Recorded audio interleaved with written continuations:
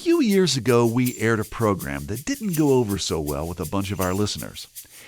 It was an episode called Put Your Money Where Your Mouth Is. It was a conversation between two guys who consider themselves to be men of science. If you were a flea and if you could jump in proportion to your size to a flea, you could jump over those 3 large buildings. This is a YouTube video of Carl Priest.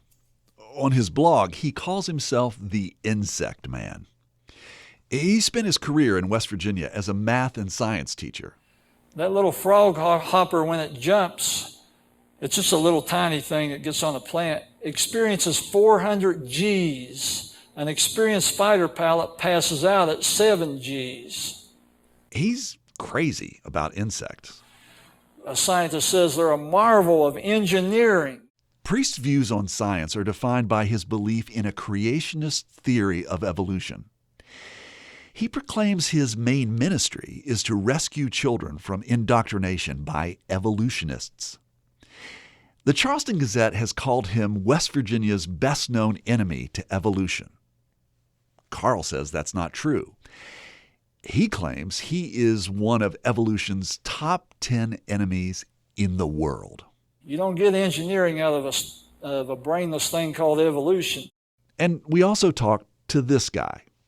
I'm Dr. Christopher Keating. I'm a physicist and I study climate change. When I first became aware of climate change back in the early 80s, I actually didn't believe in man-made climate change. As I became more familiar with the science, I reached the conclusion that, in fact, it is real.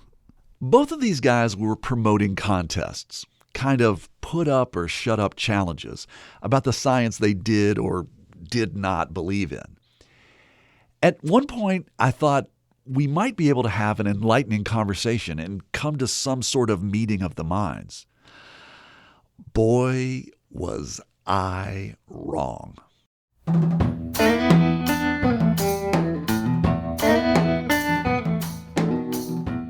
From West Virginia Public Broadcasting and PRX, this is Us and Them. It's the podcast where we tell stories about the things that divide Americans.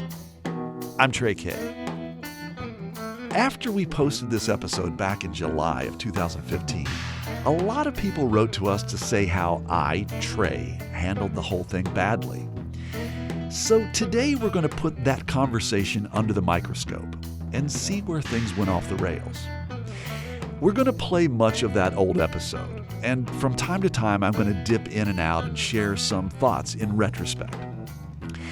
And later in the show, we'll talk with a climate scientist who combines her evangelical Christianity with science. And we'll get her thoughts about how to talk about science more productively.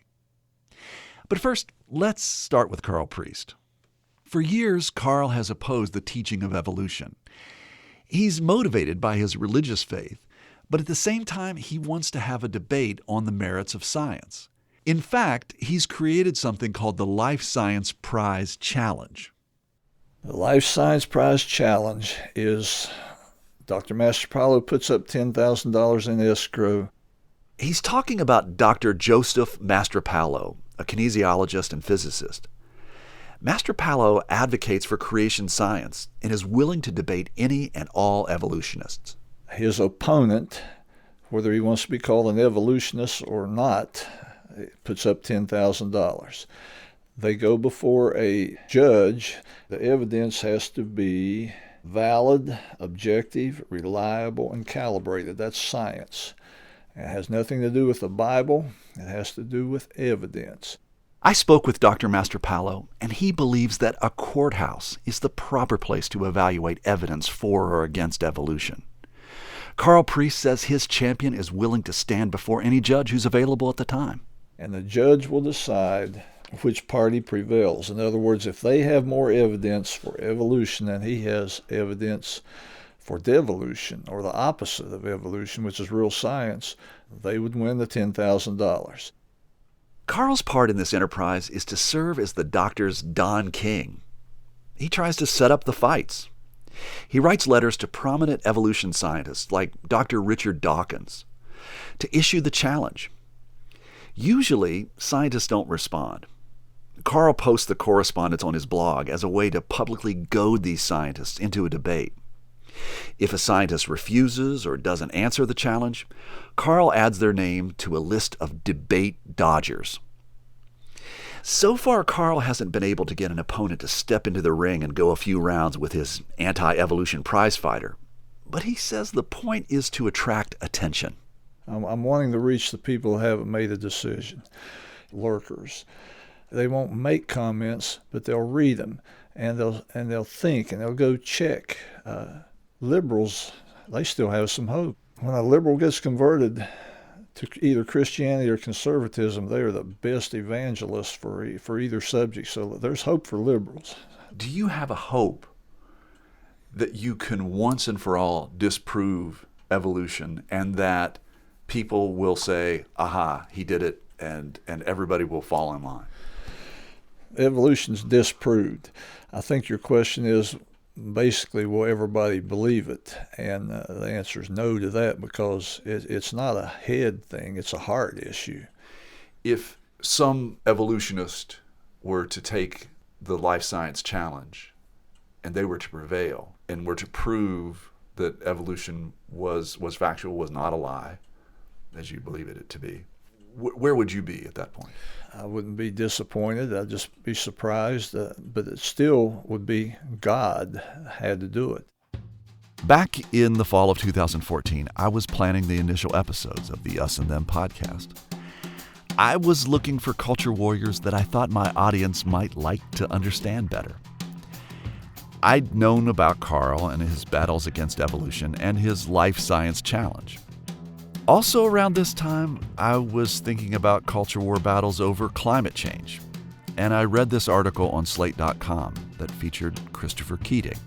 Basically, I went where the science took me. Keating issued a climate science challenge that was similar to Carl's evolution skeptic contest. And I got the idea to put them together in a conversation.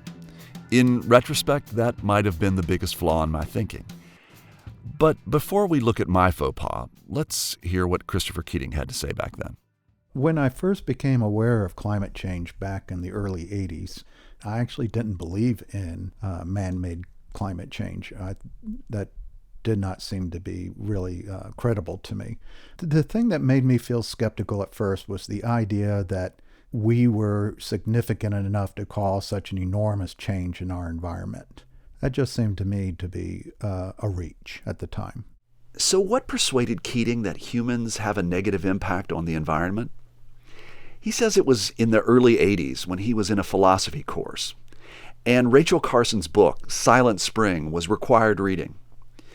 The book came out in 1962 and spurred a reversal of the nation's thinking about pesticides.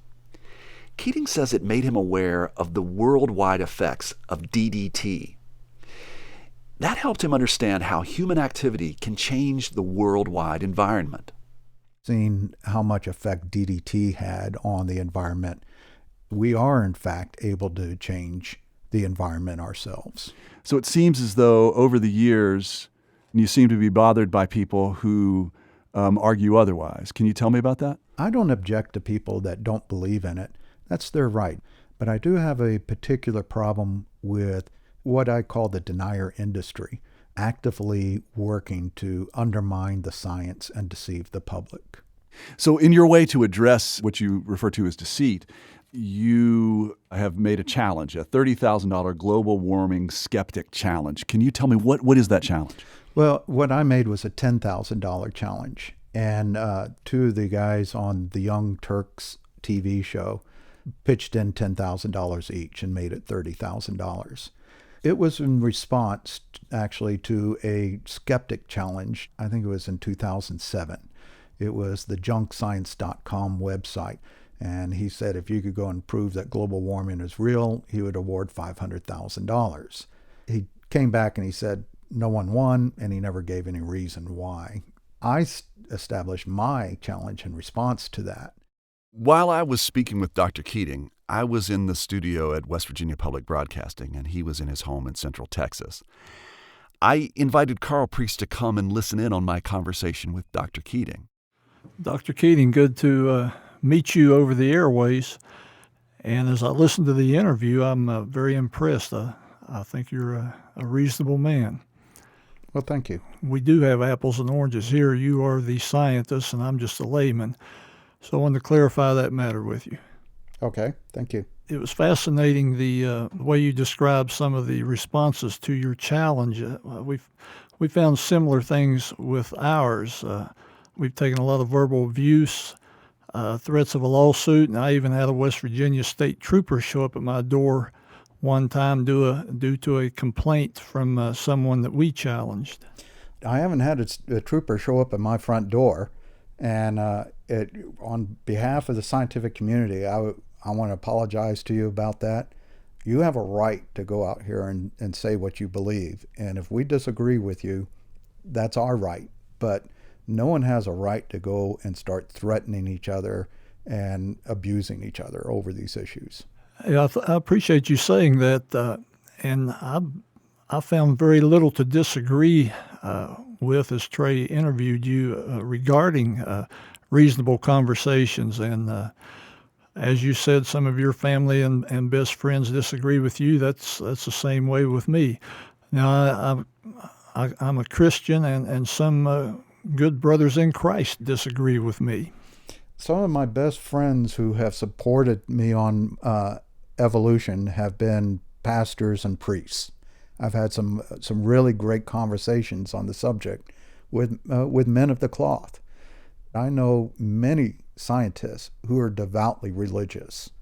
Science and religion are not necessarily in opposition to each other. They are not exclusive. I did see some differences in our challenges. Even back then, as I was listening in real time, I thought I was experiencing an us and them miracle. I mean, on the internet and on my Facebook page, I've seen people on either side of the climate or evolution debate just tear into each other in the most vicious way.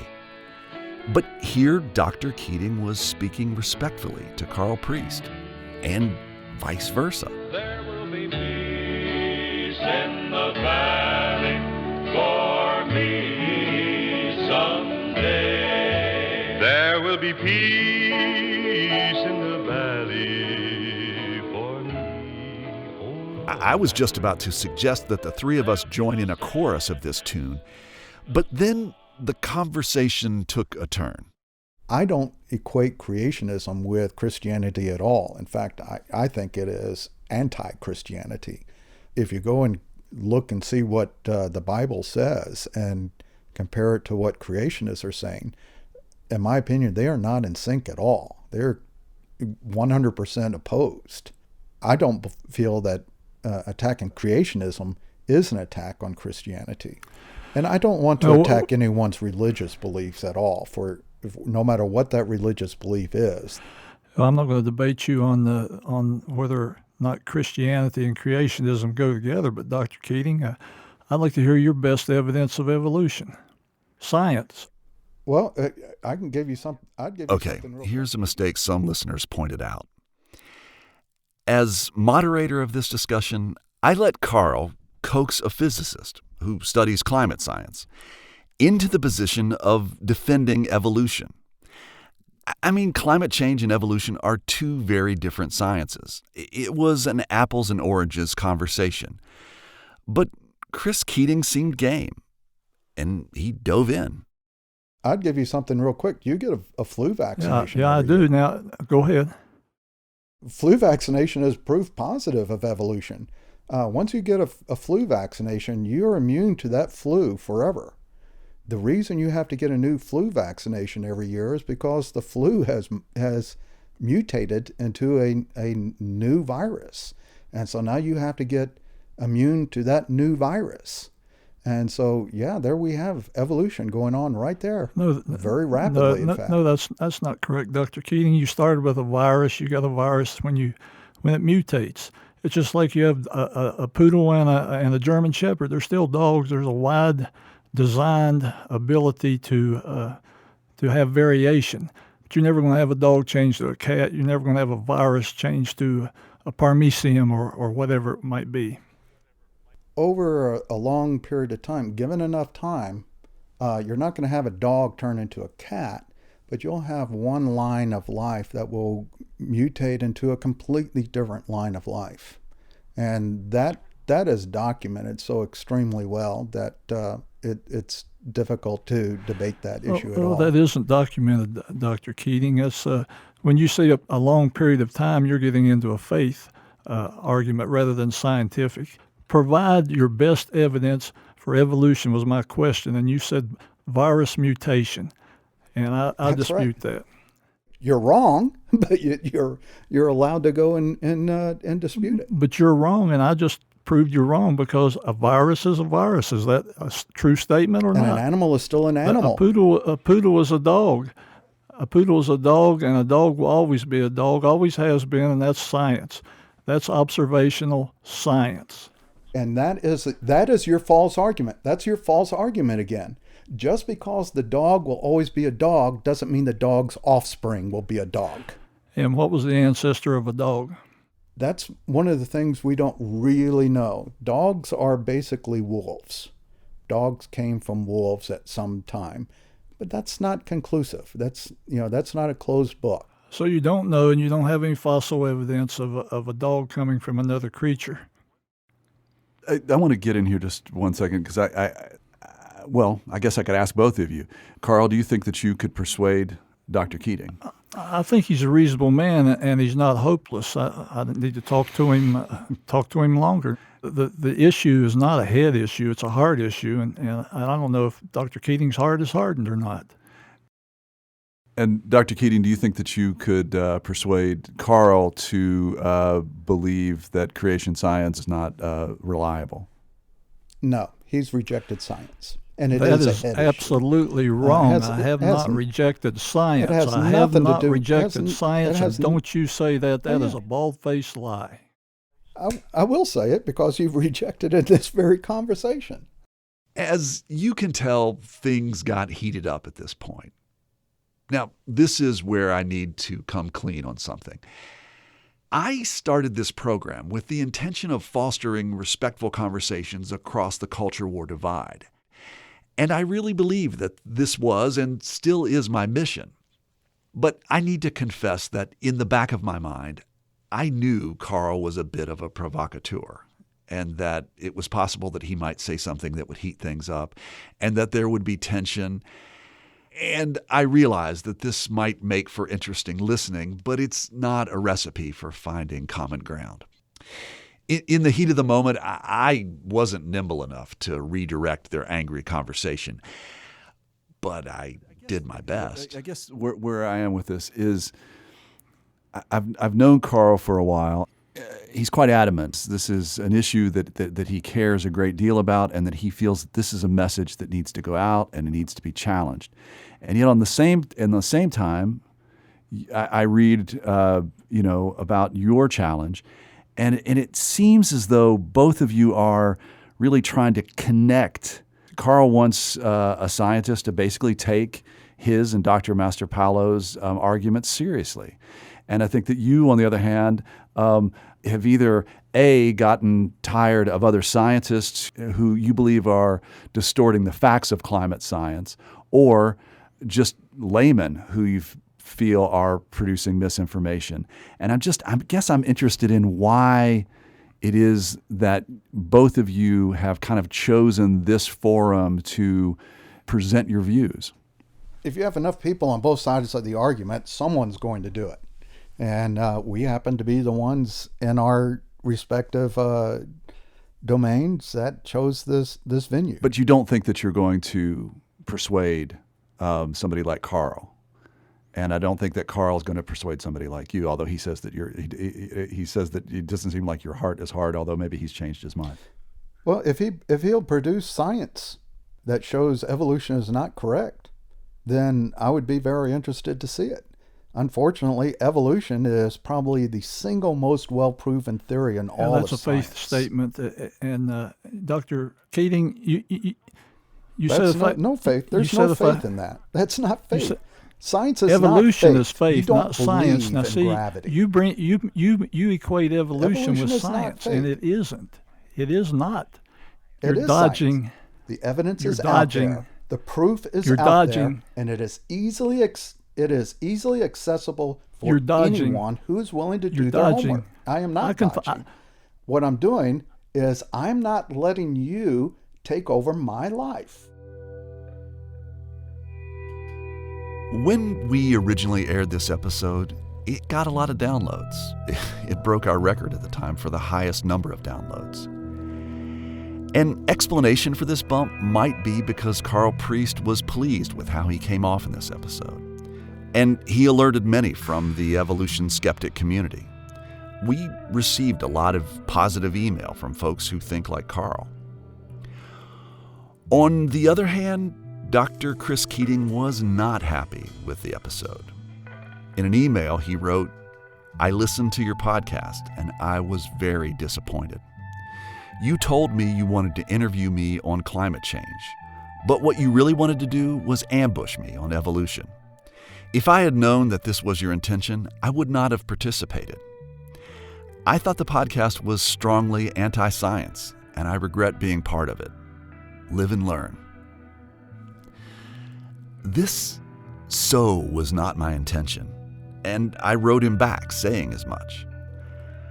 I reminded him of my original idea of presenting a discussion of two people with very different perspectives on science and the culture wars. While it might have been more appropriate to have an evolutionary biologist duke it out with Carl, is having a fight really the point? Does that get us to having a more productive conversation about science? But I wanted to take it further. I wanted to know how to have a good conversation about something divisive like climate change with someone combative like Carl Priest. Many of us, both as scientists as well as people familiar with science, are under the impression that if we just give people the right information, surely they will not only change their minds, but they will see the urgency of the action. That's Dr. Katharine Hayhoe, a highly respected climate scientist. She's also a devoted evangelical Christian. She lives her life along this us and them fault line. We had a long talk that got at why conversations like the one with Carl Priest and Chris Keating often go so wrong, and how to have a better one. And we'll hear that right after this break.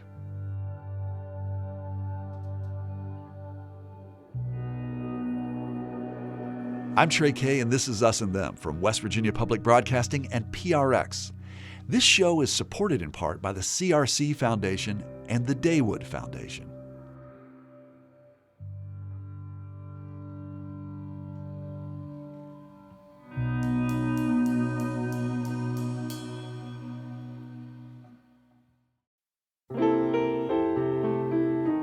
In difficult times, music gives us peace, brings us together, and helps heal us. It calms our nerves and brightens our days. That's why we're bringing you classic episodes of Mountain Stage on air and in our podcast. This is Larry Gross, host of Mountain Stage. Find something that's familiar or brand new and feel the power of live music on our website, mountainstage.org. I'm Trey Kay, and you're listening to Us and Them. When we get together with our families for a meal, there's a general understanding, if we're all to get along and not have heartburn while we eat, we avoid two subjects, religion and politics. For example, the subject of whether the planet is warming and whether human activity is playing a role in that warming is something that can spark heated discussion at some of my family gatherings. I mean, my family and friends are from West Virginia, and they've been deeply impacted by the boom and bust of the coal industry. Climate isn't just an abstract thing for them, and discussions can get emotional and a little heated. In the interest of peace, we usually change the subject. But talking about climate is important, and it isn't just something that should be left for politicians to sort out. Rather, it's something that needs careful discussion at a basic level among families, at schools, and in churches. But how to do it is dicey. because just about any conversation manages to touch the third rail of religion and politics. It's really amazing the way the science has been politicized into these different tribes to where if I belong to this group or that group, then I can't agree with scientific results. My name is Katharine Hayhoe. I am a climate scientist, and I specifically study what climate change means to us in the places where we live. One important detail that Dr. Hayhoe left out of her self-description is that she's a lifelong evangelical Christian. Dr. Hayhoe and her preacher husband, Andrew Farley, live with their son in Lubbock, Texas. She's a professor at Texas Tech University, where she is the director of their Climate Science Center. But she didn't grow up in the United States. Growing up in Canada, we learn that the sky is blue, the grass is green, and climate is changing due to human activity. I grew up in a home where not only science but faith were equally valued. My dad is a science teacher and an education researcher, and also very involved with our local church. And in fact, we spent a number of years down in South America where my parents served as missionaries with the local church there as well. I grew up with the perspective that I did not realize was so unusual until I was much older, that faith and science are just two sides of the same coin. And if we believe that God created this amazing universe that we lived in, then what is science other than just trying to figure out what God was thinking when he put the whole thing together in the first place? When I told some of my friends, many of them blue state liberals from the Northeast, that I was going to be interviewing a respected climate scientist, who also happens to be an evangelical Christian, I recall the curious look on their faces, kind of like dogs tilting their heads when they hear you make a baffling sound that they don't understand. A climate scientist who is an evangelical Christian? I thought those two things didn't go together. But Katharine Hayhoe says that Americans' perception that evangelical Christianity and science are mutually exclusive isn't a reality that she grew up with. Growing up with a dad who's a science teacher, you're pretty much indoctrinated from an early age that science is the coolest and the best thing that you could possibly ever study.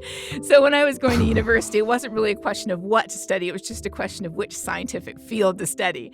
And I opted for physics and astronomy, or astrophysics, because I love the idea that using nothing more than our brains and the instruments that we can build here on this tiny planet orbiting an average star, we can study and we can learn about what is happening in the furthest reaches of the universe. I think that is just absolutely amazing.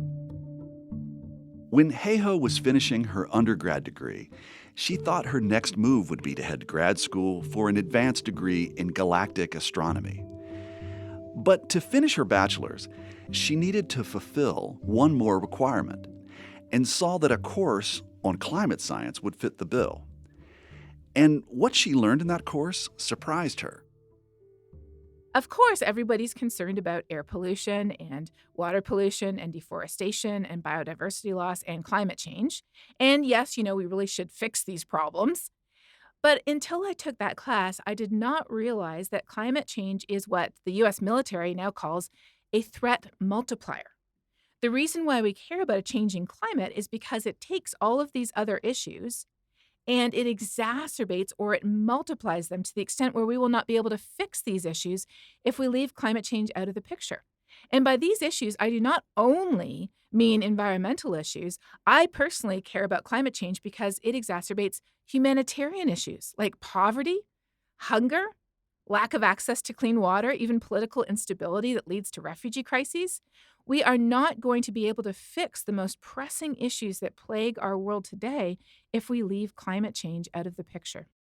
In the early part of her career, she believed that if scientists would just provide the public with correct information, people would see the urgency and take action.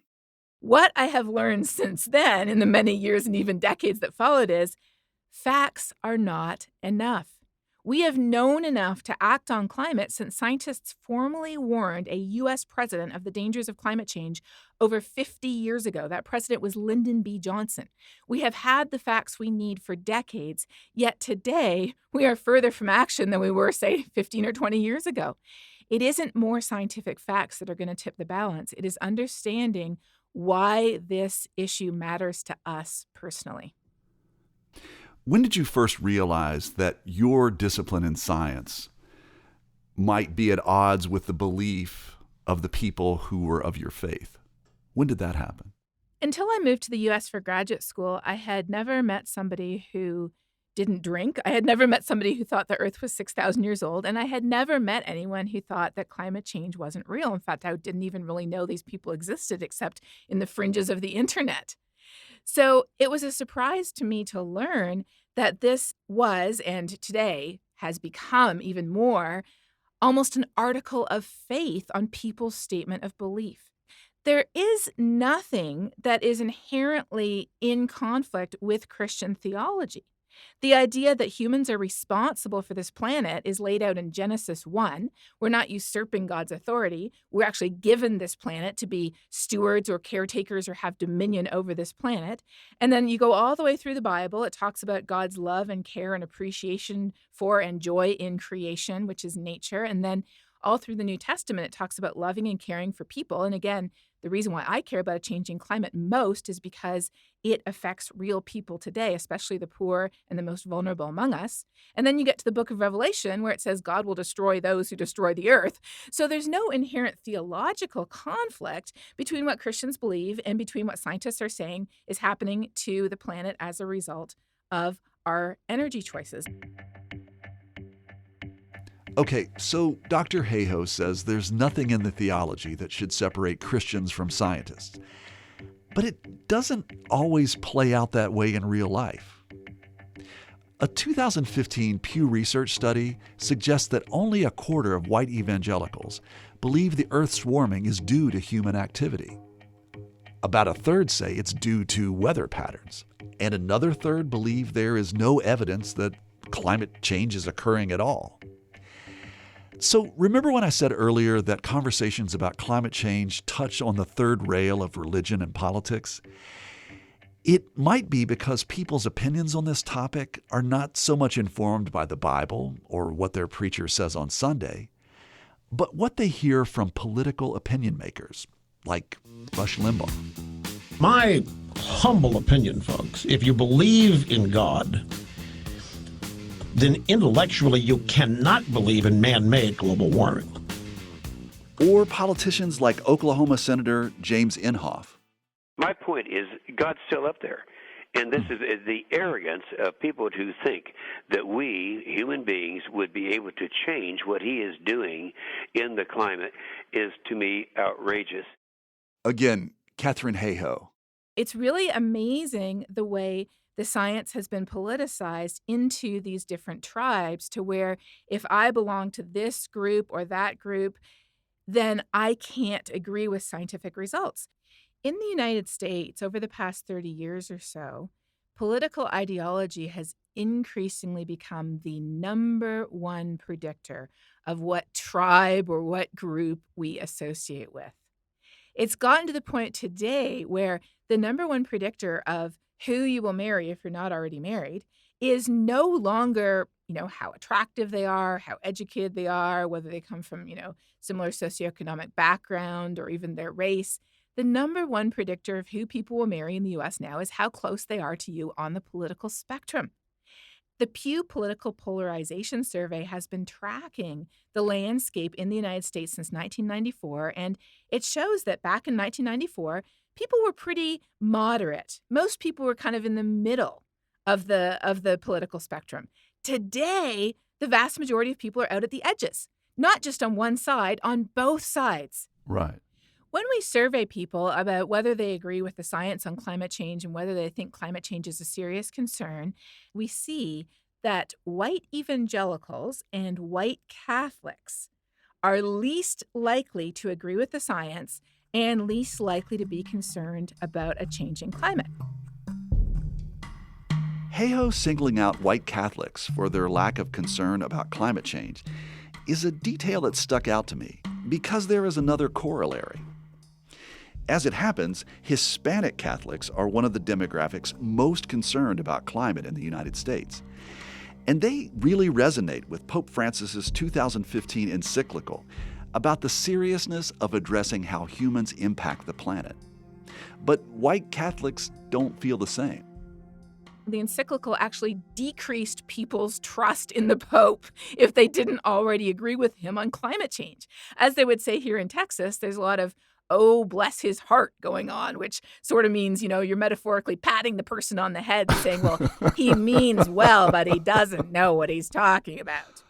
So when we dig deeper into the data, we see that it isn't what people believe, and it certainly isn't where they sit on a Sunday for an hour that is actually predicting their opinion. When you actually look at what's causing people's opinion, it is not being evangelical and it is not being Catholic that is causing people to reject the climate science. It is the affiliation of specifically white evangelicals and white Catholics with conservative politics because of issues on abortion and issues related to race that date back decades in the U.S. So studies show that America's white Catholics and white evangelicals disproportionately reject the science of climate change. Hayhoe says their religious brethren from other parts of the world see things differently. When I went to the Paris climate talks a couple of years ago, I met with the head of the World Evangelical Alliance there, who represents over 600 million evangelicals around the whole world. He was there as an official delegate for his country, the Philippines. He took climate change so seriously that in addition to serving as Secretary General for the World Evangelical Alliance, he also volunteered as a representative for his country to represent the faith community in the international negotiations on climate. So as I understand it, you're saying that really what is underlying this is really kind of how people are acculturated politically. And if that's the case, how do we unhook that? How do we uncouple that? How do we unlink that? So when I talk to people, rather than beginning the conversation as we so often do with someone or with people who we think disagree with us, so often we begin the conversation from a place of what divides us. We begin by defining where we differ. I don't do that. Instead, I begin a conversation from a place of where we agree. And if I can't find something that we agree on, then I don't think that's a conversation worth having. But the reality is that, first of all, we're all human. We all live on this planet. Right. Long-term plans to go to Mars are not exactly viable yet. This is the only planet we have. Most of us like to make sure that we have clean air to breathe and clean water to drink and enough food to eat. Most of us would like a stable economy where we can get a job, our families can have jobs, we can raise our families in a safe place. So there's a lot of things that we already do share just being a human on this planet. And we can start by talking about those. As people of faith, we share even more. We share a conviction that we have a responsibility to care for this planet that we have been given as a gift from God. And this is a concept that is not only Christian. Every major world religion has aspects of this in their tradition. And then as Christians, we also believe that we are to love others as we in turn have been loved by Christ. And so with that makes the connection not just between the world around us and our responsibility to it, but our responsibility to all of our brothers and sisters who share that planet. And so when I talk to people, whether it's water managers, starting with a shared concern for water here in Texas, which is a very dry location, whether it's farmers who are concerned about the future of their land, whether it's people of faith who want to live out what they believe in their day-to-day lives, whether it's parents who care about the future of their children, whatever it is that we share, that's where I start the conversation. I appreciate you talking about how it is that we can realize that the other person has everything that they need to come to some consensus or agreement on this, because it seems as though to get to that place where we can find that meeting. I mean, I've checked out your Facebook page, and if you were ever to check out my Facebook page when there's a conversation about climate science, things get really hostile. And it seems as though, as you've said before, the political rhetoric is really heightened. And I'm wondering how we can get beyond this kind of angry, vitriolic conversation that seems to often occur over the subject of climate change. Often, the loudest voices online will be dismissives. And I have to say, I don't have a lot of productive conversations online with somebody who starts off by disagreeing with me. I have had some, because what I do is this. If somebody comes at me on Twitter or on Facebook, as long as they are not incredibly offensive the first time, calling me the devil or Satan's handmaiden or something like that, as long as they're not incredibly offensive. People have called you that? People have called you that? I get that stuff every week. Often every day, sometimes, hundreds of times a day. When people approach me, particularly online with a but what about this type of thing, or I bet you haven't thought of that type of thing. And honestly, there is no new objection under the sun. I think I've heard them pretty much all at this point.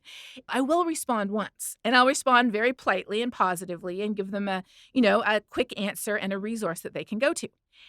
If it escalates, if the next response is more hostile than the one before, or if they didn't bother to have the courtesy to look at the resource, if they just want to play the whack-a-mole game, which is just, popping up objections like moles, and as soon as you whack one, they pop another one up, that's a sign that they're dismissive. And if that's the case, I will disengage.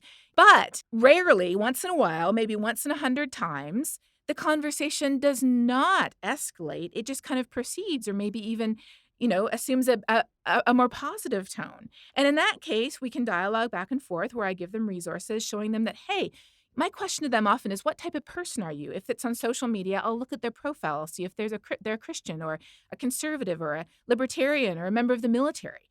And I'll give them resources that come from people who they trust. That way we can have a positive conversation. But I have to say that it is really difficult to have a positive conversation online. And honestly, I would say, probably only 1% to 2% of the conversations I have with people online on Twitter or Facebook end up going in a positive direction when they have initially approached me in a negative way. Right. I find that so much with my Facebook page and those conversations that there are things that people, I just don't think that they would say to me in person.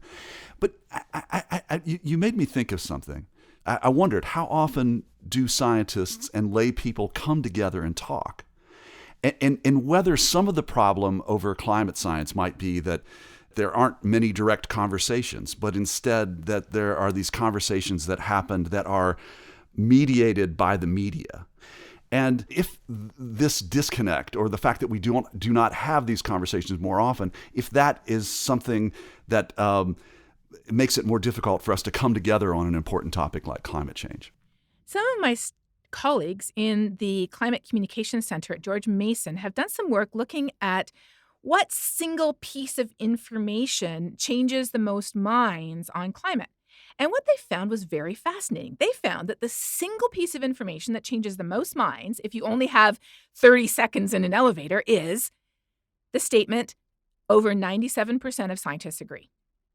It turns out that most people think that scientists themselves are 50-50 on this issue. Why do we think that? We think that because every time we turn on the TV, what do we see? We see two talking heads yelling at each other. Or we read an article in the news and it displays what we call false balance. It says, well, if we have one person saying this, we need to find somebody else saying that.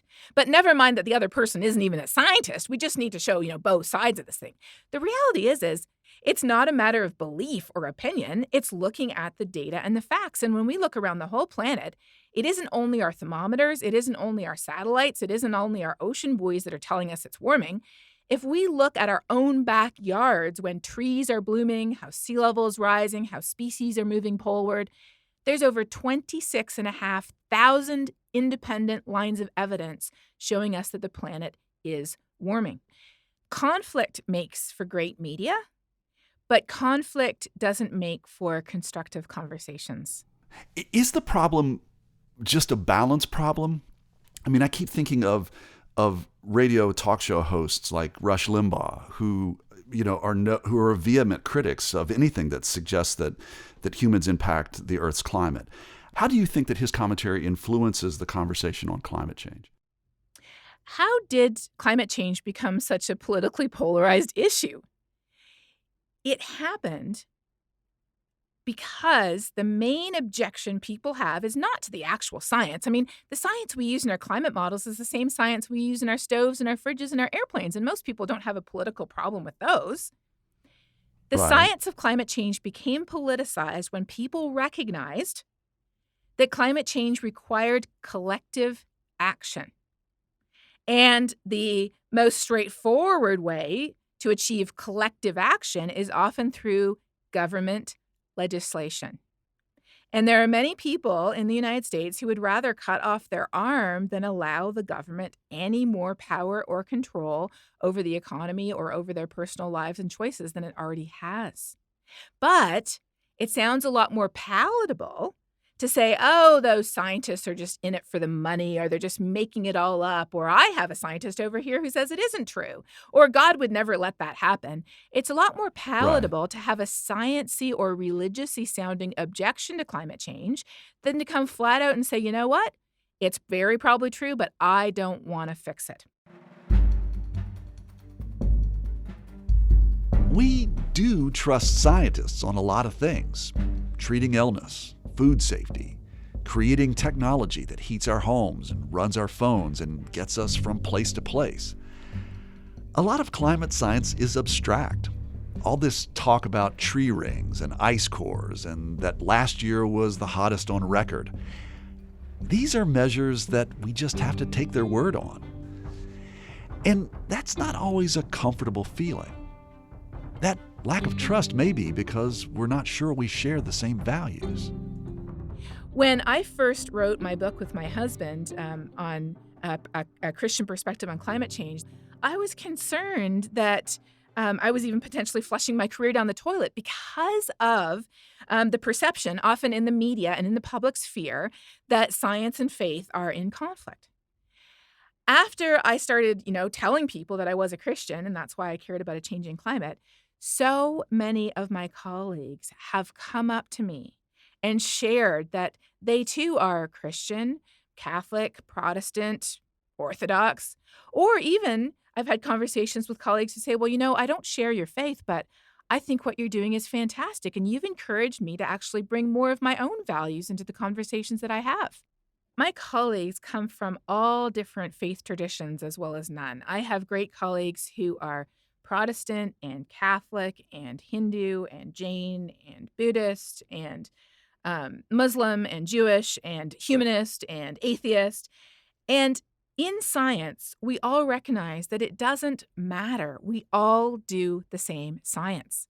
So our conversations around the water cooler, so to speak, are, or the coffee table at conferences, our conversations are always about science because we love science. We do science because we love it. We're excited about it. We always have fascinating stuff we want to talk about with science. And it doesn't really matter who we are, where we come from, what country, what political ideology, what religion. We share that common bond of this appreciation and awe and curiosity for understanding the world around us. So, Katharine, I could use a final piece of advice from you. Is that okay? Of course. Okay. So, let's say I want to try to have a conversation with people on different sides of the climate change question. One from an evangelical Christian perspective who isn't sure that they believe all this climate science stuff. And a scientist who doesn't have a clue about the values of people of faith, but deeply believes that the planet is warming and that it's a problem and that human activity is the cause. What do I do to help them have a conversation so that both people are heard and yet they leave feeling like they've learned something from the other person? How do I do that? Conversations will go best when we are able to identify fundamental values that we share. So if you were going to pair somebody who is a Christian who wasn't too sure about this whole climate science thing with a scientist who studies climate change, I would encourage you to find a scientist, and there's actually quite a few of us around, surprisingly, who is a Christian.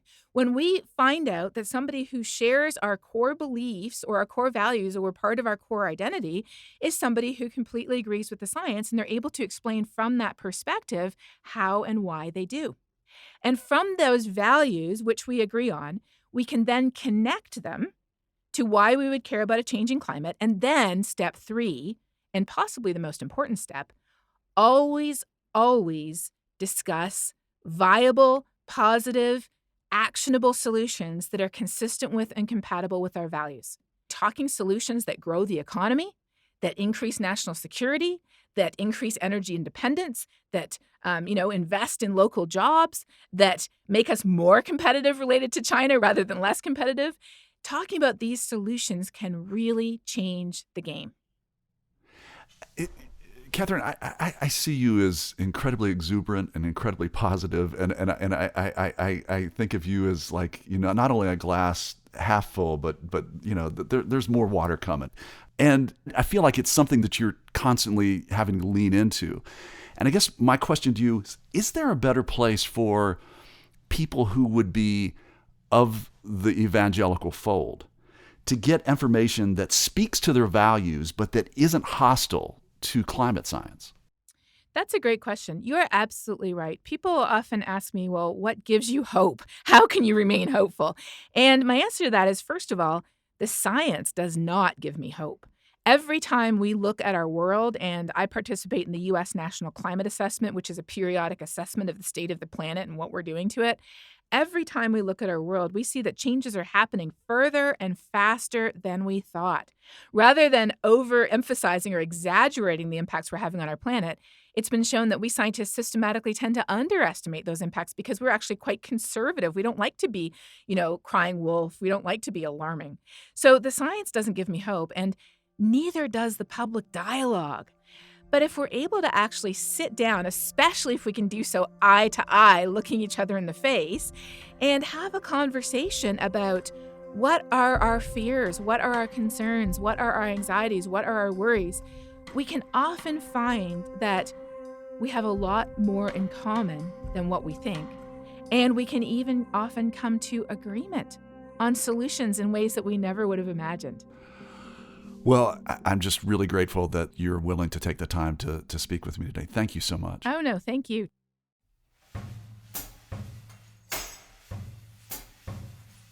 You've been listening to Us and Them. Our team is me, Trey K, Loretta Williams, Whitney Henry Lester, Lori Stern, Chris Julin, Catherine Winter, Mitch Hanley, Kate Smith, and Eric Malinsky. Special thanks to Laura James at Atmos Research and Consulting and Charles Luck at KTTZ in Lubbock, Texas. Michael Lipton and Tristam Lozow wrote and performed our Us and Them show music. Additional music from Blue Dot Sessions. Mark Lerner designed our logo. The wonderful people at PRX and West Virginia Public Broadcasting make Us and Them possible. So do grants from the CRC Foundation and the Daywood Foundation. Us and Them was originally developed with the assistance from the mentorship program at AIR, the Association of Independents in Radio. Support for this podcast comes from the Corporation for Public Broadcasting. From